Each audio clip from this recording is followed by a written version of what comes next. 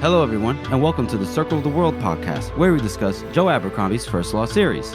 I'm one of your hosts, Lord Chamberlain Jeffrey, and here are my co-hosts, Archlector George, and Harrison, the Adeptus Historical.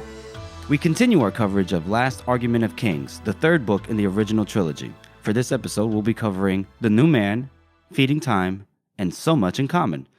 So let's get started. As usual, gotta thank everybody for your continued support. We just hit 15,000 total downloads not too long ago, right, George? Oh, yeah. That's right. And they keep coming. This month has just been as good as the last one. And, we thank you so much for continuing to keep up with us. Fucking goofballs all the time. It's brilliant. Thank you so much. Appreciate it so much. Thank you. Especially after they saw our faces. I mean, they saw how ugly we were, Yeah, that would have scared me right off. That's just mean. That is just mean, fellas. Jesus Christ. Okay. So let's move on to our first chapter read through, which is The New Man. And here we meet our fellowship, our lovely traveling quintet, sestet, whatever. They have returned from their journey across the old empire, Baez and company. It's Giselle, Baez, Pharaoh, Quai, Logan, Brother Longfoot, and an empty box. And such a happy family. Such a happy family. They're still on the deck of the ship, but they're about to disembark, except for Logan. Logan has decided he's going to go back to the north. And Giselle asks him, are you sure? Are you sure, Logan? And Logan glances at Pharaoh's direction. And he goes, I don't know. And then Pharaoh he goes, huh? Why are you looking at me, bitch? He's like, you know what? I have no fucking clue. Whatever. And Giselle he's being awkward and saying goodbye to Logan because when he first met Logan, he thought he was a ignorant Northman barbarian who didn't know what pipes were. And now it's a good friend and he's leaving. And it is such a shame that Pharaoh and Logan have to part at this point because if you think about it, I mean, Logan had a wife and kids and all that. But it's been so long since either of them have had any kind of normal relationship with another person that this is just, a natural thing that they're going to reject each other because they've got too much other shit going on. Mm-hmm. Yep. And it's just so sad. And it's just a couple of lines. And that really gets me when she's just like, why are you looking at me? Yeah. Especially since, Logan's got some issues and he could have said something, to extend outward. But obviously, he's kind of been like, maybe there is something more, like trying to get something out of it. So is Pharaoh. Yeah, but she just, you're right. She just operates differently, doesn't she? Mm-hmm. They're stupid. Anyway. Two stupid people. They are. And it's so realistic. Yeah. Like when they get off the ship and they're walking and then they turn the corner and Logan kind of disappears from view. Pharaoh's kind of just like, she's staring out in that direction, obviously having some internal struggles. Mm-hmm. Yeah. And how she deals with internal struggles, she lashes out at her favorite target, Giselle. Yeah. And so they're going through the city of Adua. I guess they're heading back towards the Agrion. And everything's different for Giselle. He's a new man, as the chapter says. He basically, we've kind of already seen Giselle say he's going to be a better person and act like he's going to be a better person and things like that. But, it's easy to say and do all those things. But whenever you get back to the place that you're from, and this is a very interesting parallel to we see here very soon, how Logan is whenever he returns back to the North. And if that wasn't made clear, that's where he's going. And I can say this from a personal perspective as well. Like, you can really do that. You can go to a different place and just act as if you're a different person. And then when you come home, you are just the person that you were again. Yeah. But Giselle is not. He is genuinely different. And everybody says it. But we actually see the instance here. As they're walking through, they find there's this the town guard or whatever is beating up a homeless lady because she's on the streets. As they do. As they do. Which Giselle basically freely admits that he's seen it all the time. It just never bothered him before. But for some reason, this time it really bothers him. So he does something very noble, and he's all bravado about it too. He's like, "You dare touch a woman of the Union? She has every right to be here as you!" And like whips out his fucking his long steel and is fucking pointing it at the guards. Like, "You want to come challenge me? I'll be in the Agrion. Come get me!" And they're like, "We're gonna get you for this." And he's like, "You know where to find me. I'm here. This is my address." Just full on, just like, "Come at me, bro." Which is hilarious. I love the way that he says it as well. "Well, finding me will present no difficulty. My name is Captain Luthar of the King's Own. I am a resident in the Agrions." And he's just like bragging and bragging. And the guards just are like, "What the fuck?" I know. Everyone's gathering around. There's a big crowd gathering around watching all this happen.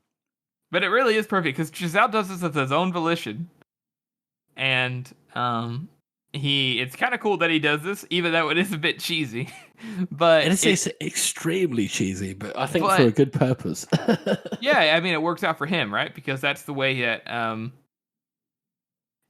what I'm trying to say is it works out in terms of the story for Giselle, because Giselle is somebody what he does is cheesy, but it's exactly what Giselle is like, "I'm gonna be a good man," is gonna do.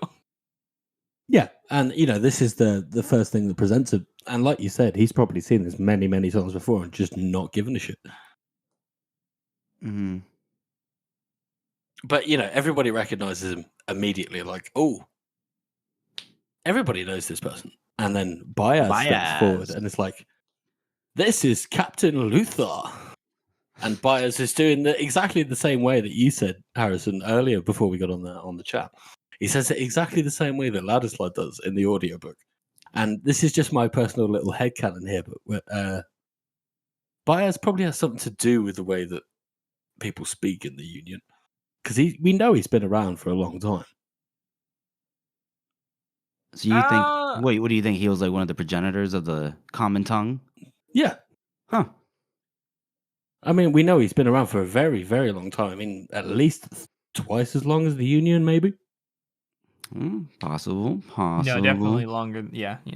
So when he's trying to do this whole rhetoric thing where he's doing this long, big speech, Captain Luthar, and he's the one that won the contest, and everybody's like, "Oh yeah, I know that guy, the one who won the contest." What a good way of drawing attention to someone, eh? Wink, wink. Wink, wink. Yeah. No, it's a good point. I see what you're saying. I guess maybe not like directly influenced language, but like the way he speaks definitely influenced the language probably more than the language influenced him, is what you mean. Mm-hmm. Yeah, I'd probably say that's accurate. But he does this big scene, and everyone is like, "Oh, what is you did a perfect impression earlier, George. What does the homeless woman that he quote unquote saved say to him?" "Thank you." "Oh, thank you, sir." That's exactly what Pacey does, which is hilarious. And then they start to move on, and Baez is like, well, Giselle is basically saying he's got to go figure out what he's gonna do. He's got to go back to the Agrion and report in or whatever.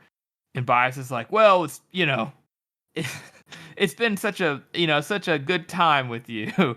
And Giselle wants to say, "Fuck you, you old fart. You're nothing but a piece of shit." I love how he says that. Pointless. He does this all the time. That's what he wanted to say. Yeah, I love how Joe presents that right, and he's just like a full paragraph of just insults, and just like, yeah, that's what he wanted to say, but I know. He also works really well inside the audiobook too. Whenever you hear him and his voice say it, and then he's like, "That's what he wanted to say," and you're like, "Ah." He sounds so fucking angry, and just like the way that you would want to say that to somebody. Everybody has this when they're talking to somebody who's got something over them or some kind of power over them, and they want to say what they really want to say, but you can't. You just got to kind of play the game. Yeah, Giselle's not trying to explode in 1,000 tiny little bits. Exactly. Oh man, yeah. I mean, That's exactly how I'd like to talk to my boss, but it's the way it goes. But I would explode into thousands of tiny little bits. Wait a minute. What?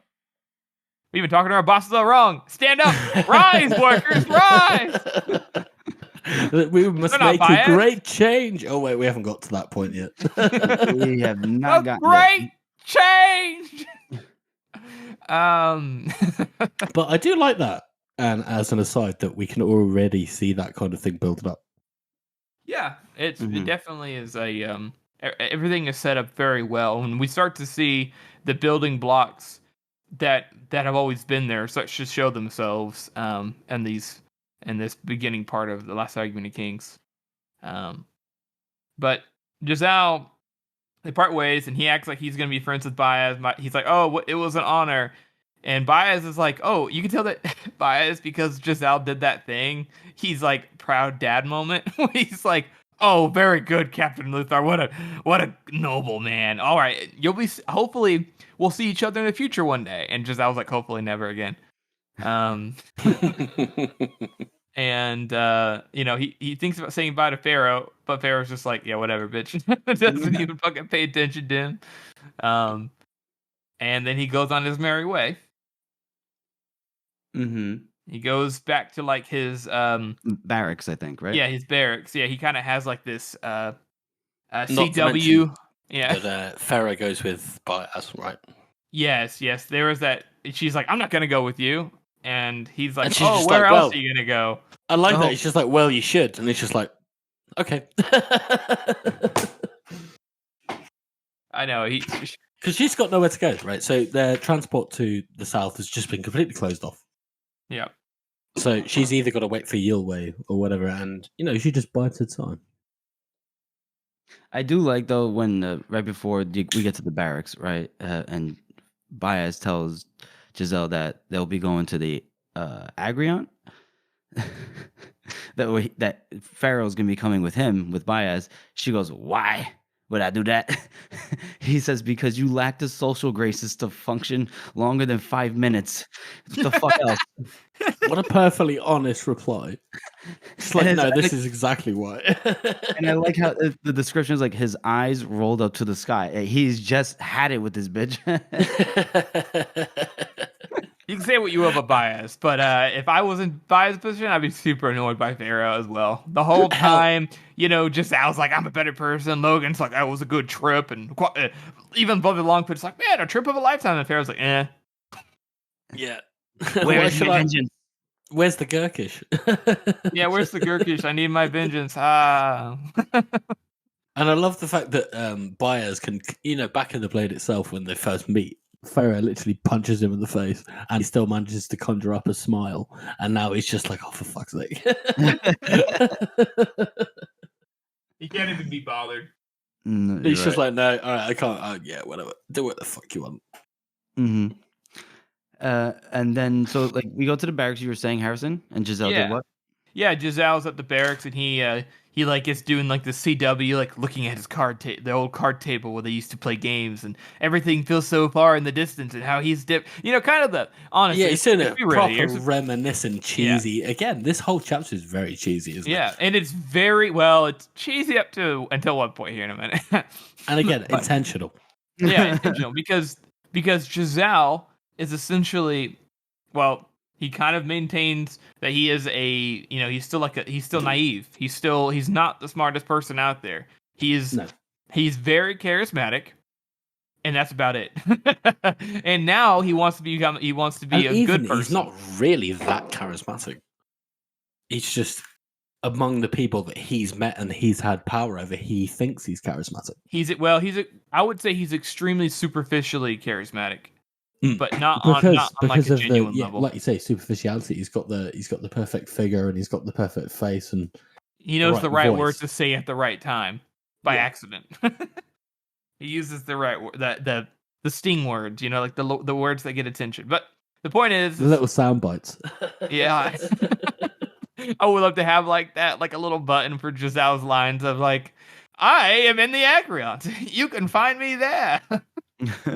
Good. You could almost say that Giselle is starting to kind of have this good-natured uh, good.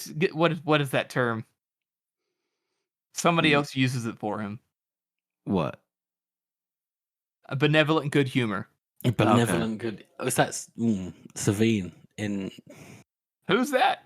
That's Savine in. Who- Oh yeah, no. Who's that? We can't pretend like the books don't exist. Come on, guys. That another character in a future book does say that about him. But Giselle doesn't make it out of this series, so he dies in this book, guys. So What? big spoiler there. Shut up.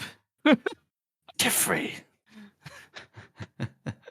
Anyways, it's very cheesy, and he like he does some, trims himself up from his long journey. He kind of gets rid of, he reevaluates himself, all very emotional for himself. He's seeing himself as a new man, and he's happy with what he sees.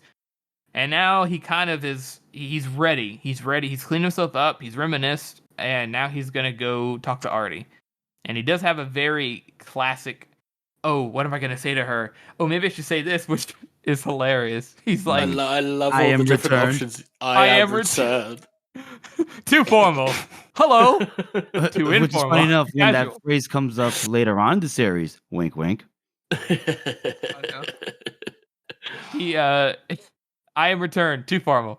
Hello. Too casual. I missed you. Too needy. It's me, Luthar. Too stiff. Yeah, it's fucking hilarious. He And finally I love gets- how he knocks on the door and then you're just like, oh, that's not who he expected. Some random maid. And he's like, oh, of course. She's a commoner, not scum. Yeah. and then he says, I am returned to the face, to the maid. Yeah. And she's like,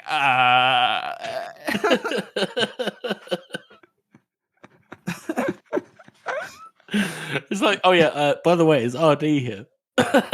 Oh yeah, no, she's here. And just lets him in straight away, that's it. Okay. fair Well, enough. no, she doesn't. She's like, oh, might I ask who's calling and whatever. And he's like, Luthor, Giselle Dan Luthor, and she's like, Luthor, Giselle Dan Luthor, and he's like, yeah, and he's like, oh, she fucking sprints back into the fucking house and it's like, come on in, because she's already heard the gossip. Oh yeah, apparently Giselle is a celebrity now. Mhm. We hear in the next couple chapters that he's been doing some crazy stuff in the West, and can't imagine who boosted that story. And it's like, man, he came in and he rescued a homeless woman after he fought in the West, and slept with princesses and fucking won battles. Like, it's crazy. He walks into the house, and I love how he comments on the garishly upholstered room, and he's like, "What the It's fuck one is of going my- on here?" I still laugh out loud on this part every time, which is the feeling had the air of somebody who had too much money, and but not the right too much money, but not enough space for in their ambitions.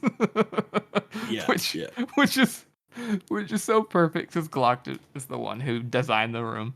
He didn't even design it. He told that guy, he's like, I want all the nice stuff in this house now. Yeah. Please put it all in there. But he goes in there to see Artie. He goes in like the little waiting room area, and it doesn't really go the way that anybody expected, I don't think. No, there's this little flirtatious episode where they're sort of like reunited, and she's brushing him off. And I feel bad for him because he's like, oh, especially when he asks, it's like, oh, I thought you were dead. And she's like, well, he's like, well, are you happy that I'm alive? It's like, not really. And he's just like, oh. He's like, it's all sad. Yeah, she's upset with him for, like, leaving her or whatever. But it's less about, as always with Giselle, and unfortunately, just with most people, because the kind of person Giselle is, it's not really about Giselle. She's just kind of upset that the guy who she kind of liked and who was kind of and who was attractive, who said that he loved her, wasn't acting in love, and if she's like not surprised by that. Mhm. But then he's like, okay, well, I can see you're upset, so I'm gonna go. But Artie is noticeably, it's just particularly as soon as she stumbles toward him, is fucking wasted and is like, "You're gonna leave? You came all this way and you're not gonna have sex with me? What are you doing? Come here!" Starts fucking assaulting him. Yeah, she's pretty rough with him, isn't she? Yeah, she is. Yeah, and she's like fucking biting him and fucking yanking that thing around, and and they have a very brief, uncomfortable and brief episode over a table.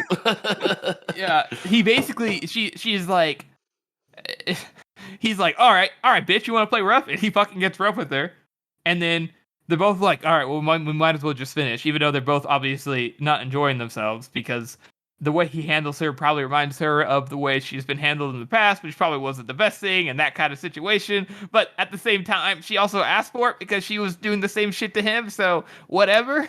Well, I don't know about all that, but yeah. The point is her face cracked hard against the polished wood.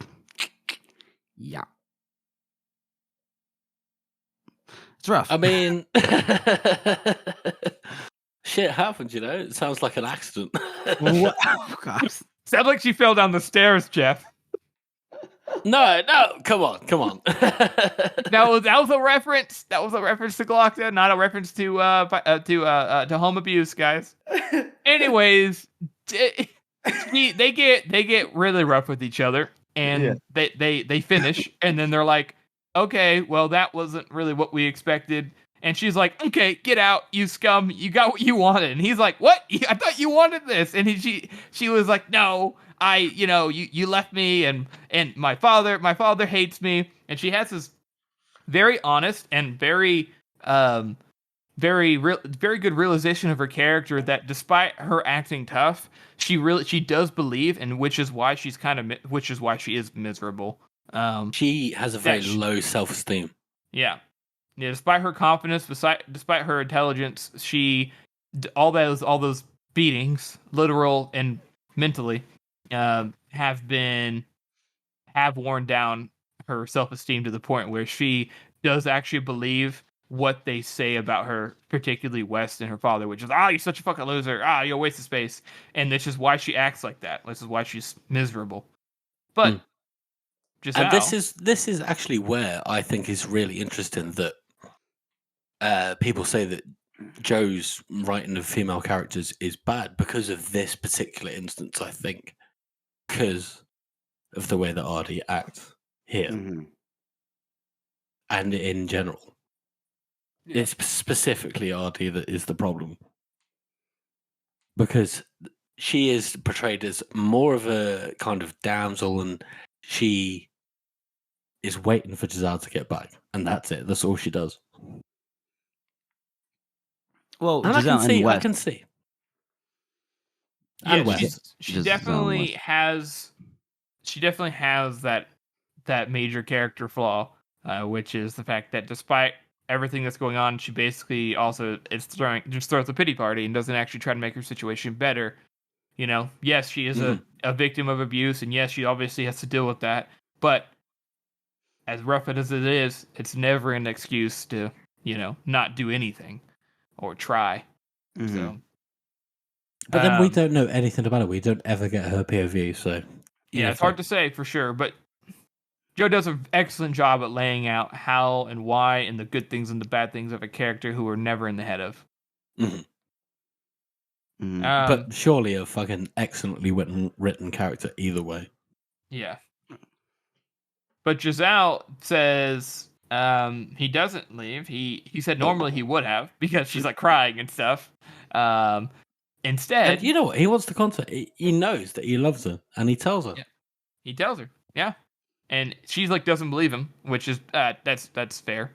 And the description is incredible. It's kind of a cough, as if she was about to be sick.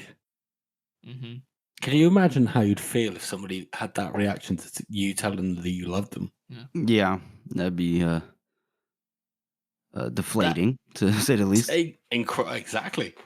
Yeah, it's like what Artie says to Wes in the first in the Blade itself before he starts hitting her. She's like, "Well, at least Giselle gives me attention. At least Giselle is like listens." Um, and so she doesn't say it back, but she does accept his confession. Well, she asks why. Why? Because she knows. She kind of has that low self-esteem, like you said earlier, that it's just it's overwhelming. It's a part of most of her character is that she feels like she's nothing. And this is getting really sad. So sorry, listeners. But Giselle says, "No, I do love you. Nothing's changed." And even though he knew everything had, which there's a lot of that those themes. Nothing's changed is also an echo of, I think, a similarly numbered chapter in Blade itself. Yep. Which is a big theme for Joe as well. He doesn't like to name chapters the same, as a lot of you may have noticed. Questions. So, guys, how would you rate that chapter? Harrison? I think I would.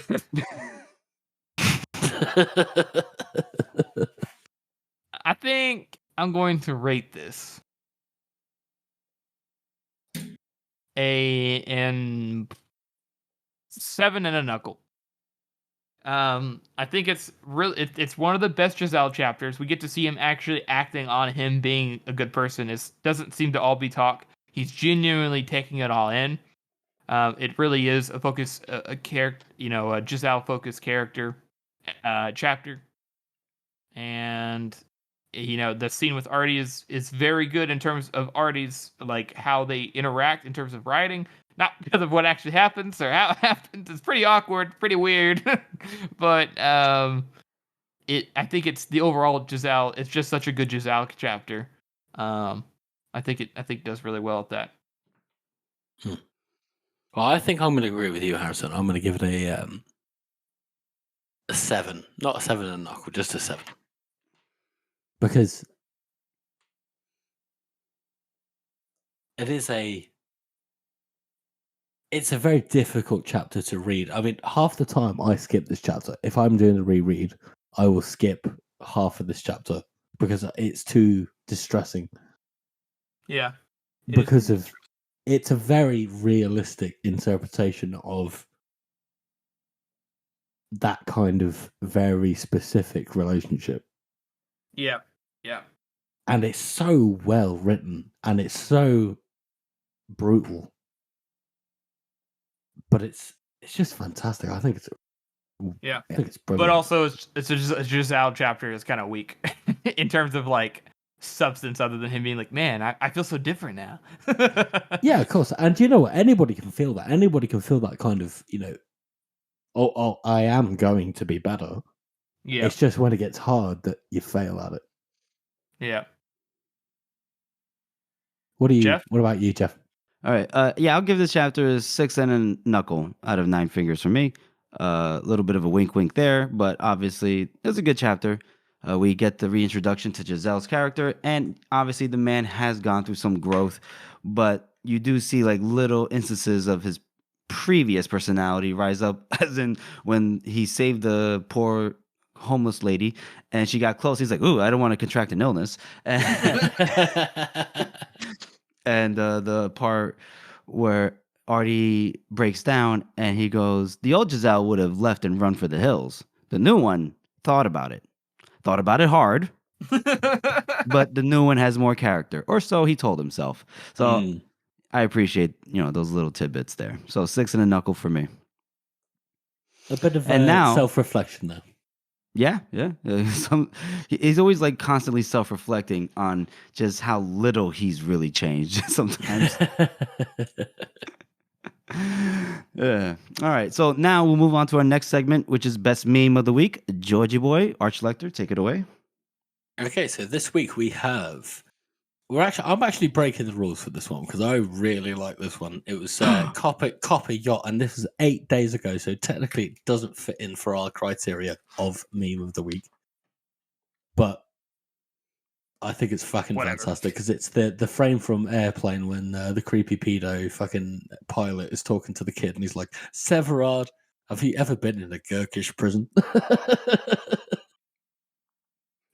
And if you don't get that joke, then you're probably not a boomer like me. So, I'm not a boomer. Jeffrey, you haven't seen Airplane? Yeah, I saw Airplane. You know that I- bit? You know, it's like, Yeah. Terry, have you ever been in a Turkish prison?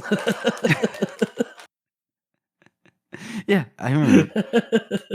I know Harrison. I think it's funny as fuck. I don't know why.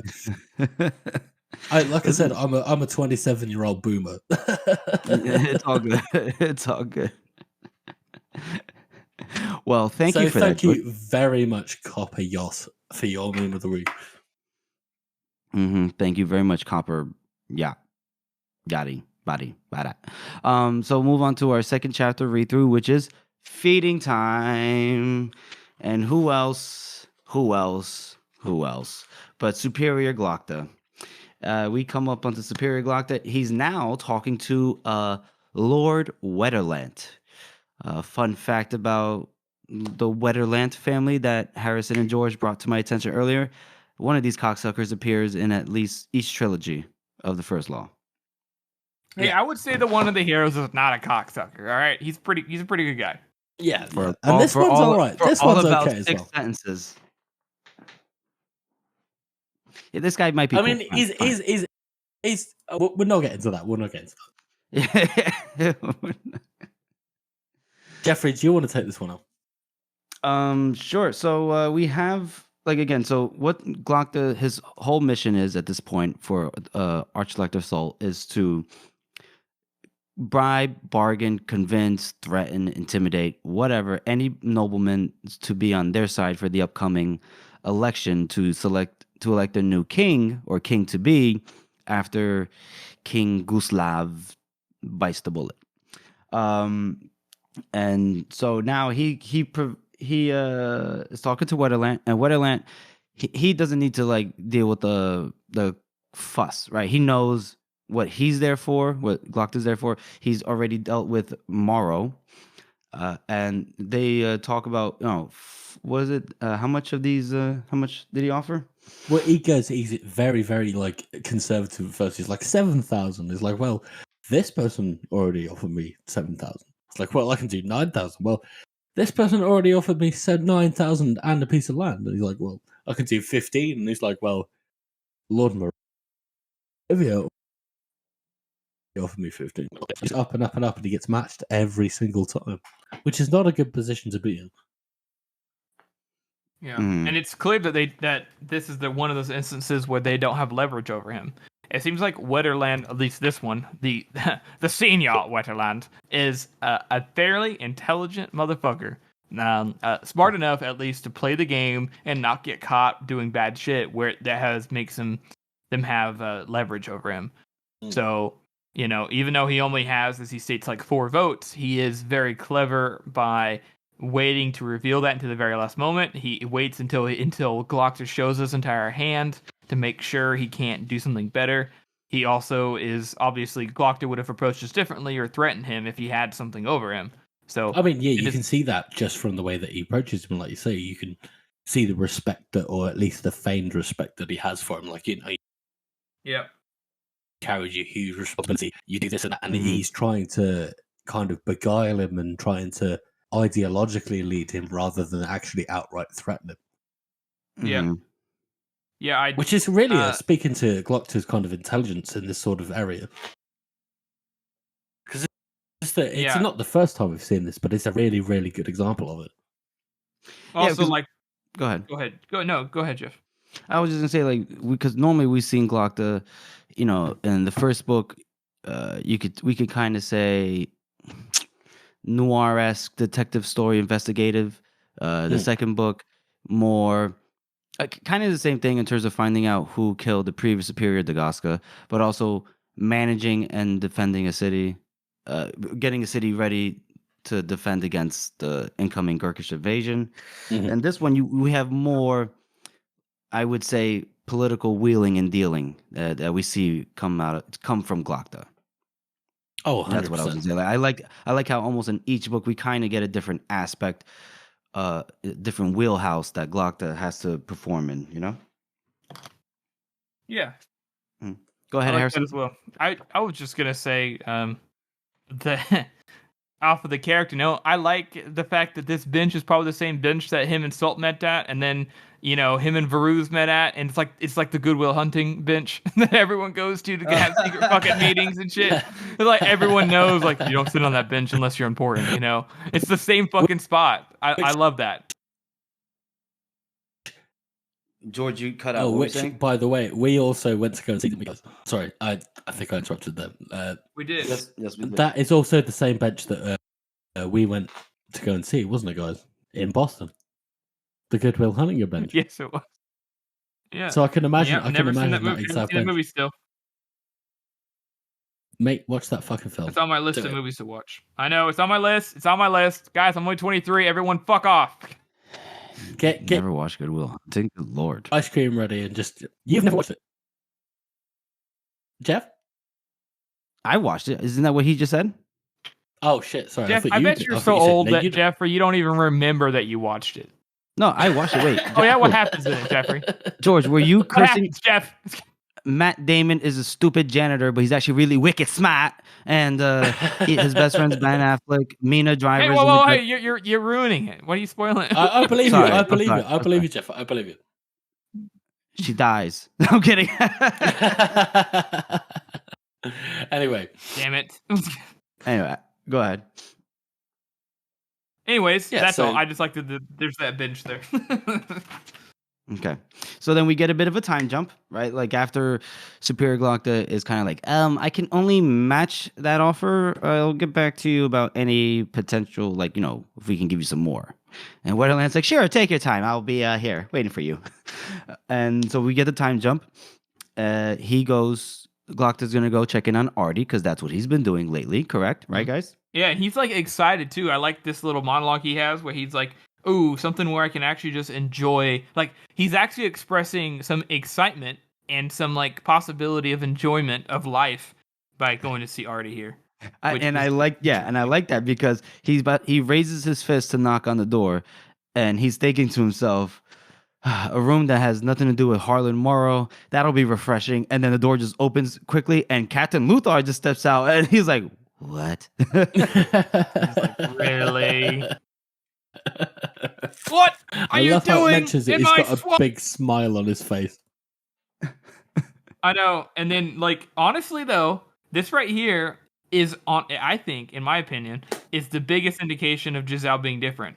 Because last time they met, Glocta was very easy to intimidate him, except whenever Giselle was like, you make me angry. But this time, he's like all good natured. He's like, oh, hey, congratulations on your promotion. Because he's like, oh, Inquisitor Glocta. He's like, superior. And he's like, oh, well, congratulations on your promotion there. And I hope you have a wonderful day. It was a pleasure seeing you again.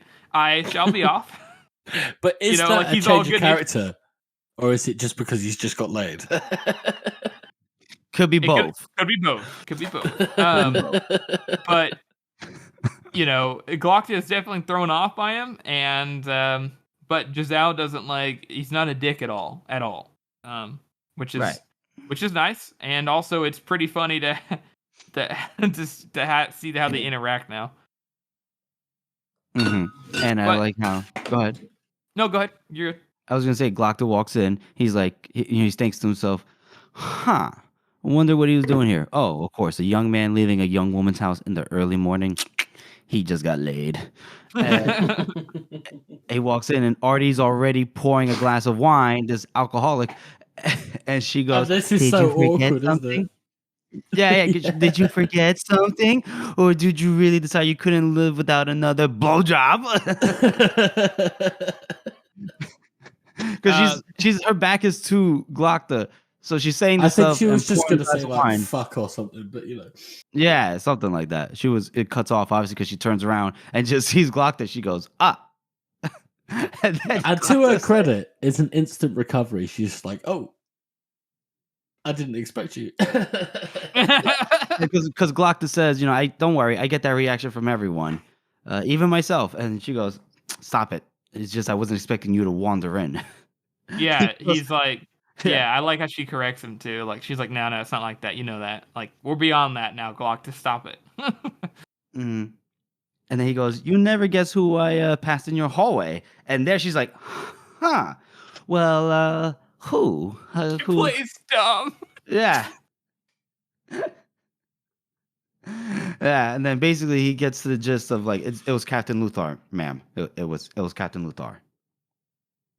And And but she, he is she says, well, you said that I could fuck whoever I wanted, and he went, yeah. Well, also I said, less fucking the better. But to be fair, she's been okay. She's been sat yeah, around for like what 6 months?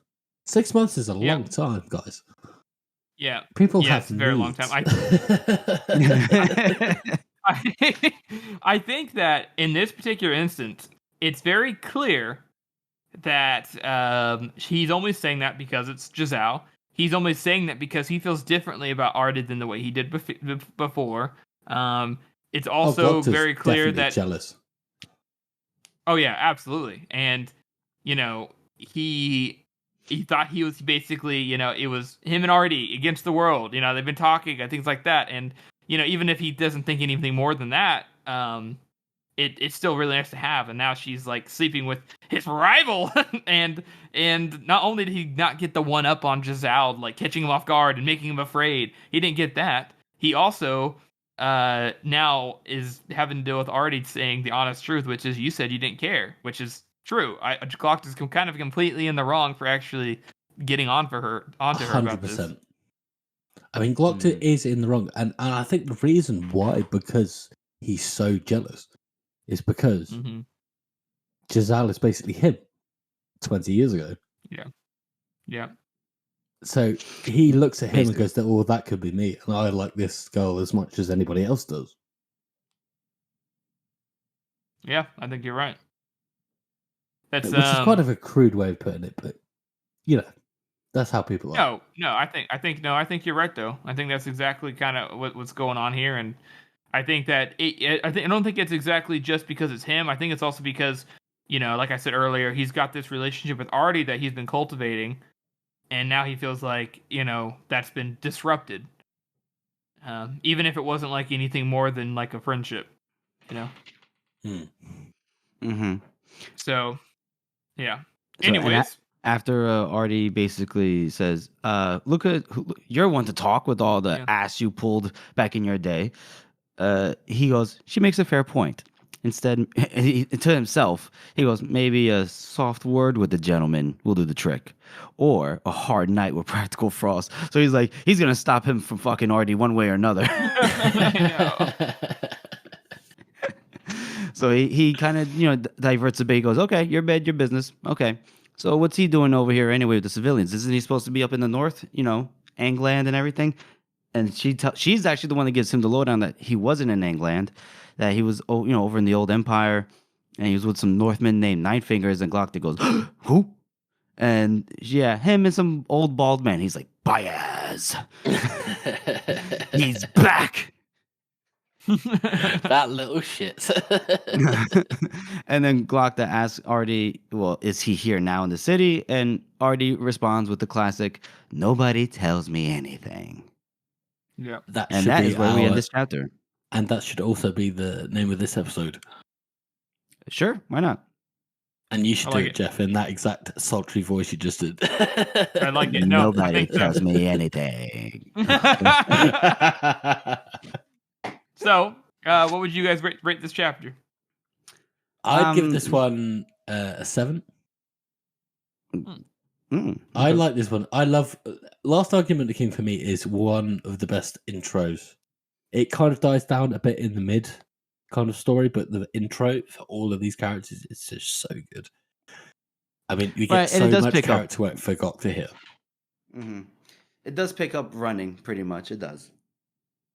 Like I said, I think it was one of the last few chapters before we did all of the guest stuff. Like, Joe really does just pick up running. Like you say, he starts a story halfway through character arcs and just runs with it, and it just works. and I just admire him for that kind of writing. So yeah, 7 out of 9. Okay, Harrison. I think I'm gonna go with. I'm gonna be honest. I think this is a 4 for me. I think it's always good, but I think it's just one of the weaker Glockter chapters. I like the fact that there's a difference here. We're showing some of his flaws because there's a lot of Glockter's perfect, hyper intelligent being in most of the scenes. So I like that difference there. But it also creates this weird thing where he's almost like a bystander, which is why he gets frustrated in this scene too. But I just don't think it's just not, I just don't enjoy it as much because of that. I think even though I like the difference, I think that I prefer Glock to outsmarting everybody all the time. But these chapters make those ones better. So Okay. I'll give it a 5 out of 9 just because not much happens here. Not the longest chapter. Do you know what I mean? He has a conversation with Wetterland. Glock is frustrated that Harlan Morrow is either a step ahead or a step behind. And then, he goes to Artie and probably just to shoot the shit. And instead he finds that Giselle Dan Luthar has been tearing that ass up and he's upset. Other than that, not much else happened. So 5 out of 9 for me. okay. So we'll move on to our character spot. Harrison. Which is Lord Wetterland the First. We're gonna call him the first. Well, all the other ones we start calling the second and the third. we're call this one Lord Wetterland the First, and it's just a really nice. We kind of mentioned it earlier that he is obviously clever. He's obviously smart. He may not be the smartest guy out there, but he knows that he's not the smartest guy out there. He's very aware of his position, and he knows what power he can pull, and he knows he can't. He can't do a lot. He's not gonna play dumb like the previous guy. He's not a big player like fucking Brock or something. But he also knows that he's clever enough to get something out of whatever is going on. He doesn't need to just be a vote. He can get something out, even if it's just him and 2 other. What did he say? He had 4 votes total, including himself. That's hardly anything. But it doesn't matter because he played his cards so well. He's making what, 25 grand, and that's judging by how the event eventually goes. He probably did even better than that, which is a deciding factor in where his family is in the future. Oh, 100%. 100%. And I love this little character quirk that we get where he genuinely enjoys feeding the ducks.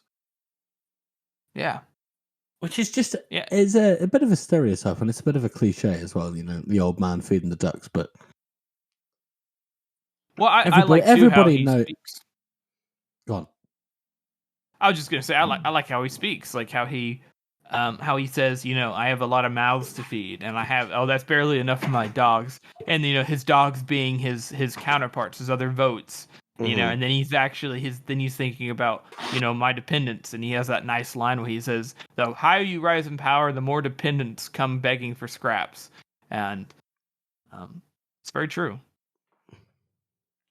Very, very true. Although, for some reason, when it comes to the Wetterland family, I don't know why I have it in my head that we met a Wetterland in the Blade itself, but we didn't, right? Who's the guy, the Forge, the armory guy? That's Colonel Valamir. Valamir, that's what it is. The W and the V, they're right next to each other in the alphabet. It just confuses me. Sorry.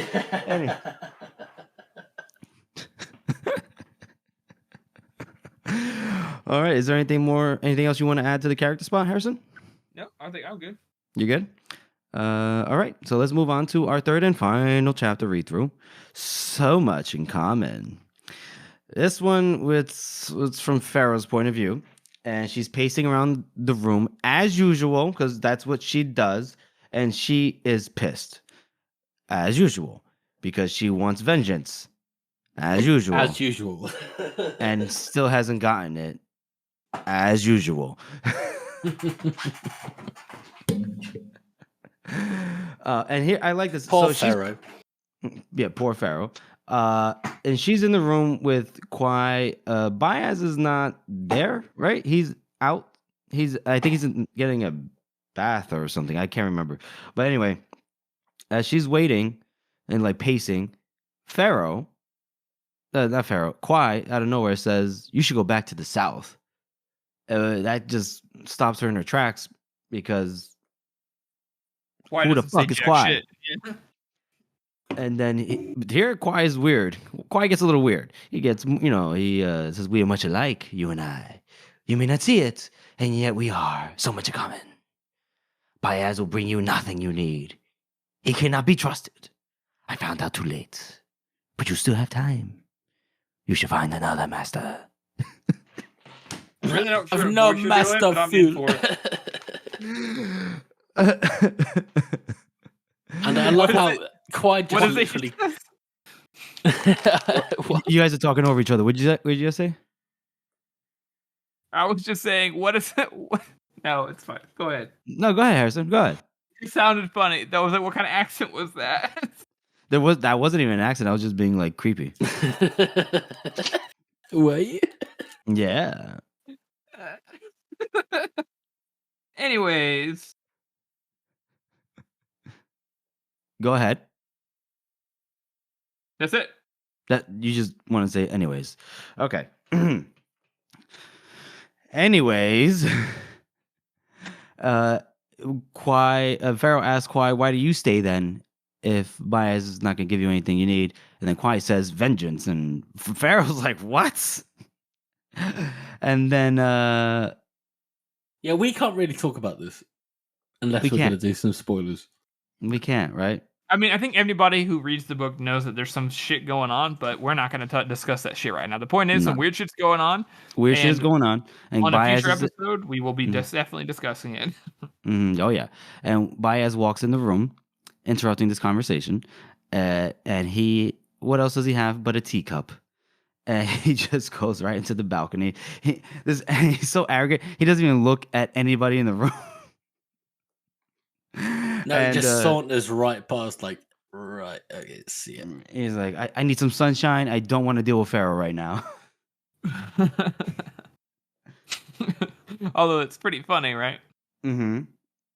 What how she reacts with him is some of the funniest shit. Because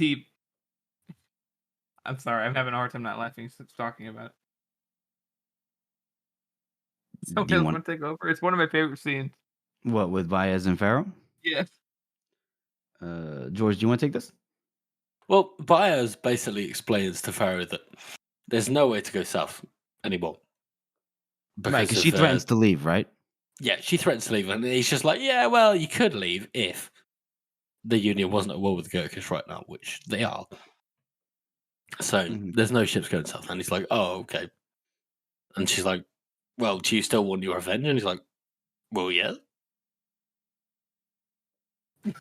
And then Euro Silver walks in and is like, the famous Pharaoh Maujin. Whatever the fuck he says.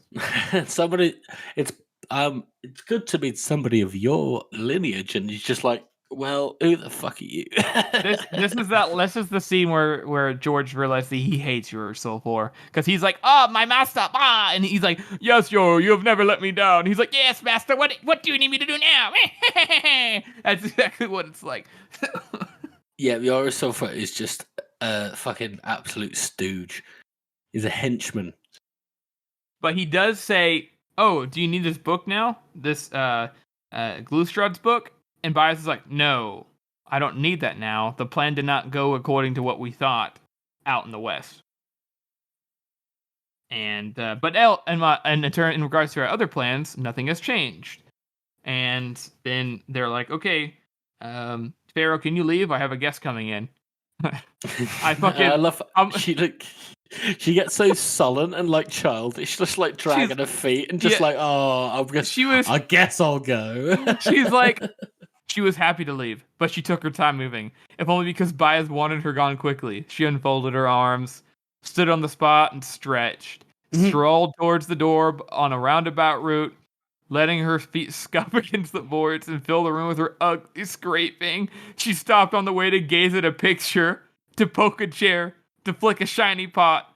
None of them interested her at all. All while Kwai watched, and Bias frowned, and Sulfur grinned, his knowing little grin. She stopped at the doorway. Now? Yes, now! Fucking Magi, she said as she walked through the door.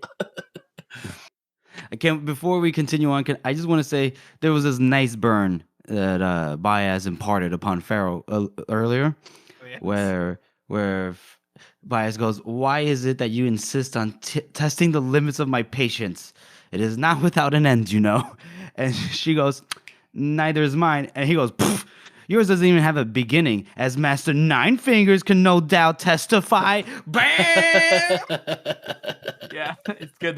They literally just have a roast session where they're trying to roast each other. Like, oh yeah, well your girlfriend, your ex-girlfriend, oh yeah, your ex-boyfriend. It's just stupid, but it's so perfect for them. The one-liners is just so good. And it is exactly that, isn't it? Because Pharaoh comes back at him with about Ptolemy and all that shit. Yeah, I remember that story. Mm-hmm. And she's just like, "Oh well, you have a sharp memory, but you gotta go fuck yourself."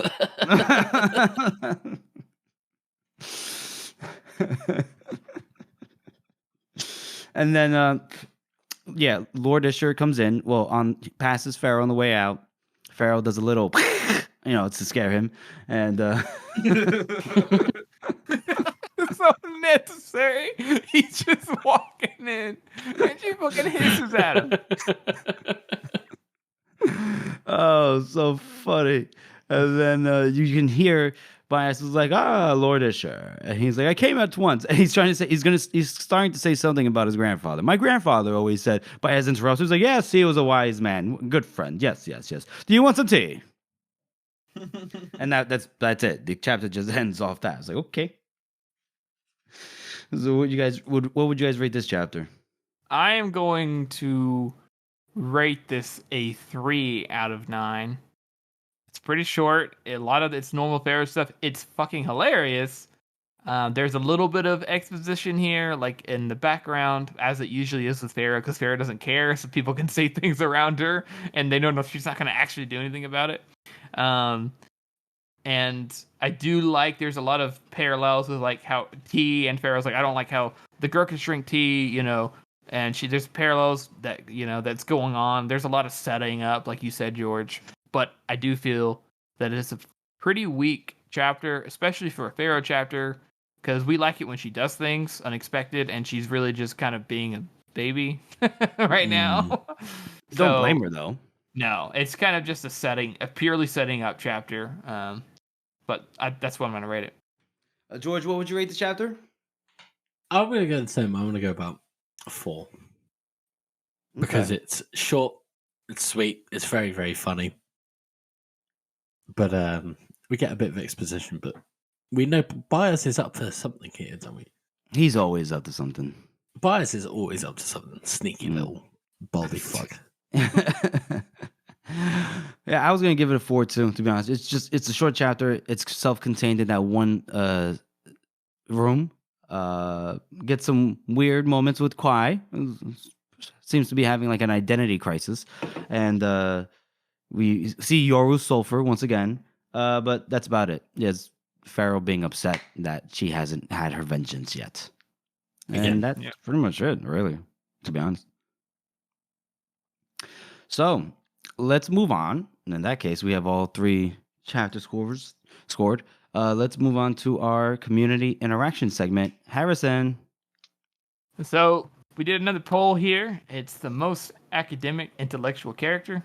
I did put academic for a reason because, like, well-read, kind of traditionally, have knowledge kind of person. The ones I picked were Hernsbeek, Morvier, Temple, or any of the Adeptus, because they all seem to be on the same level in their own fields. But there was quite a lot of interesting comments, and there was quite a lot of votes. Kernsbeek did end up winning, which I think is totally fair, seeing as he's like the greatest inventor the world has ever seen in Circle of the World. So, And then followed by Temple, which was good. I thought so as well, because Temple, somebody said in the comments, like, well, he's not very academically well, but he is.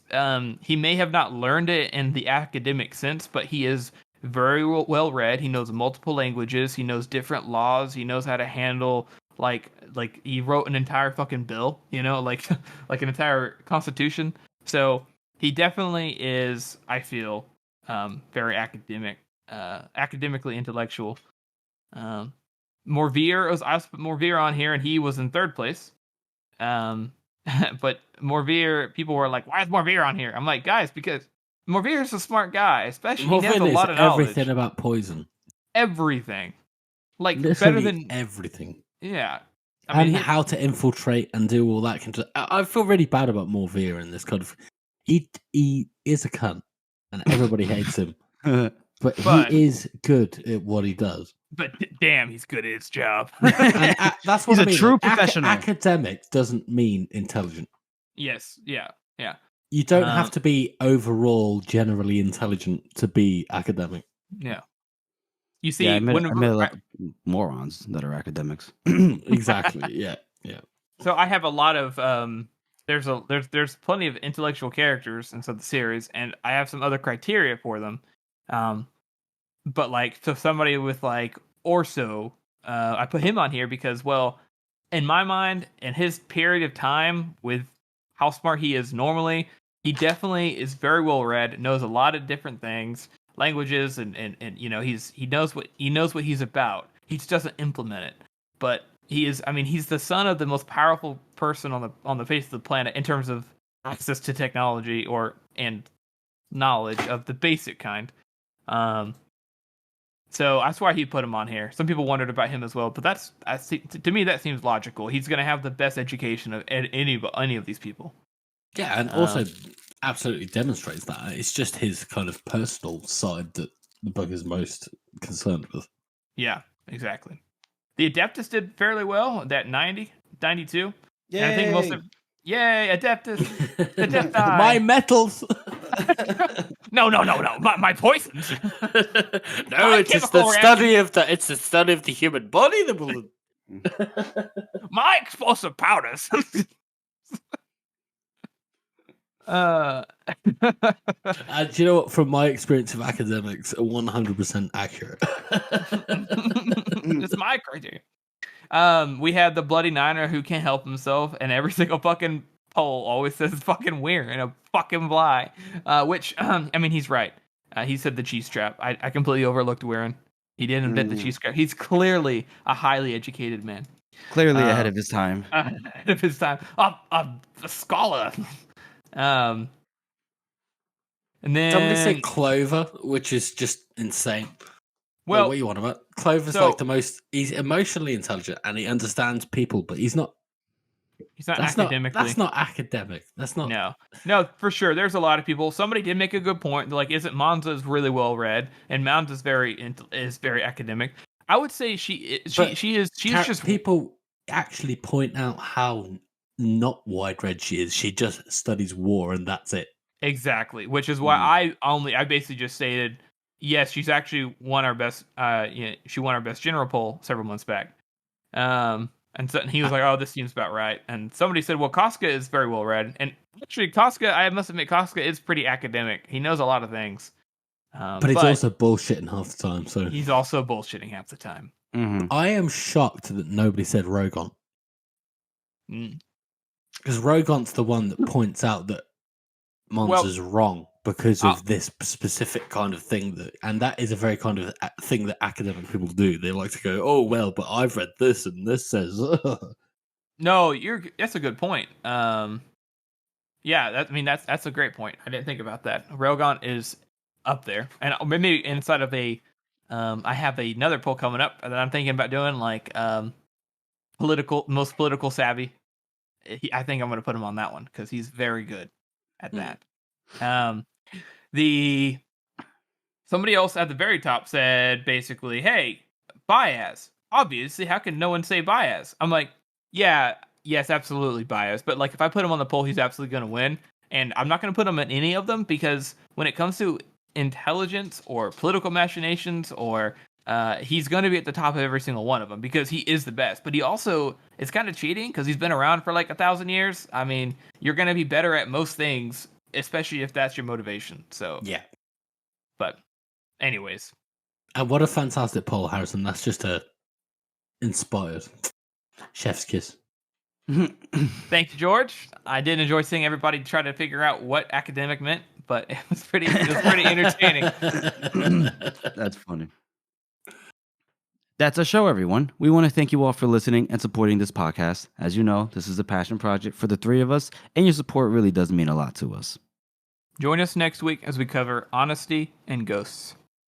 Make sure you check out our YouTube channel because there's loads of good stuff on there, including all of our faces live. So join in for that.